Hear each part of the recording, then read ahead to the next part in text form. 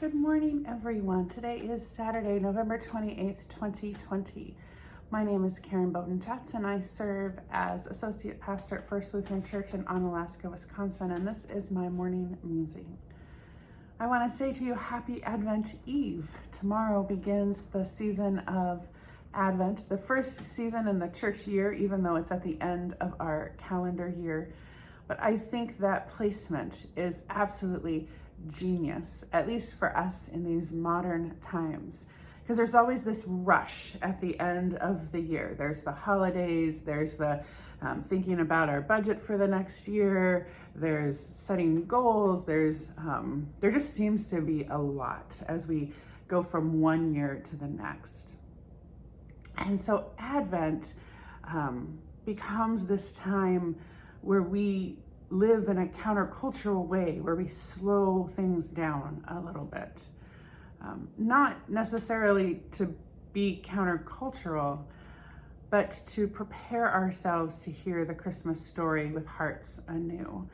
I was just talking to our confirmation class as I was preparing their lesson video today. And, we always talk about Advent as preparing for Christ to come, but Christ has already been born, right? Like that's already happened, and we know Christ will come again. So I've always focused on how do we prepare for Christ to come again. But I think really this year, especially for me, Advent is that time of year when we prepare our hearts to absorb the reality of God with us, of Emmanuel. That we hear the stories again, the reasons why Christ was sent. So tomorrow you'll hear from Mark something that sounds very similar to the message we heard from Matthew a few weeks ago, which is keep awake. But we keep awake so that we know when Christ will come. And we're going to hear stories of John the Baptist and his call for repentance. We're going to hear Mary's story about the coming of the angel Gabriel and that response that was elicited in her. And really, Advent, then, I'm becoming to settle on is that time when we realize the depth of our humanity and the depth of our need for God's grace and love and mercy in our lives. And then, when we get to some other seasons of the church year, what we do with that will become evident.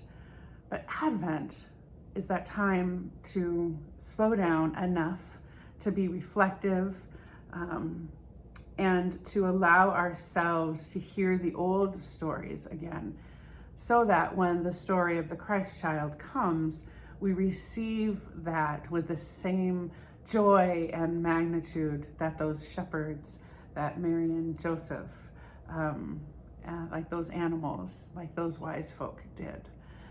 So we at First Lutheran want to help you in that. And typically we would gather on Sunday. We'd do this Advent Around the Table event. We'd equip you with a whole bunch of things, but obviously with the pandemic, we are not able to do that. And some of you signed up for our Advent Around the Table box. And so we'll be picking up your boxes today, hopefully. But others of you didn't. I totally forgot to do that.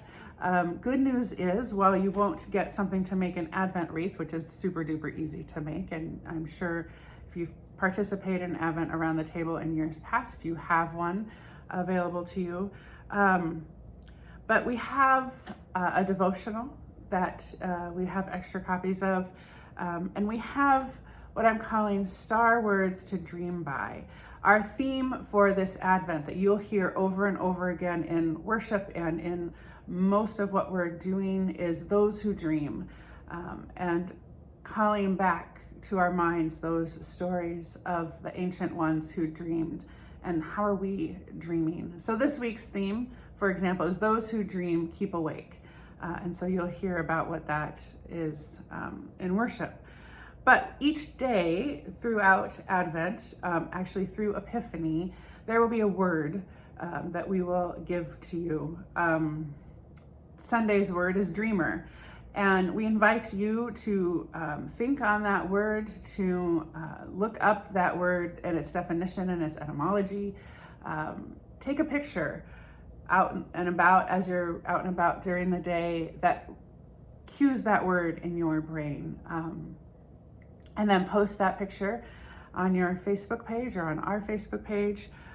But each day there will be a new word that will help us maybe sink a little deeper into Advent and slow our brains and our minds and our hearts.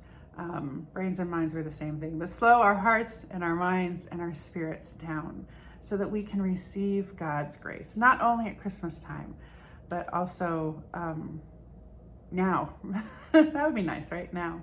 So I hope that you avail yourself of those things. There's also some other materials that we have extras of because we printed them in-house. If you're interested in receiving those, simply you can comment on this video.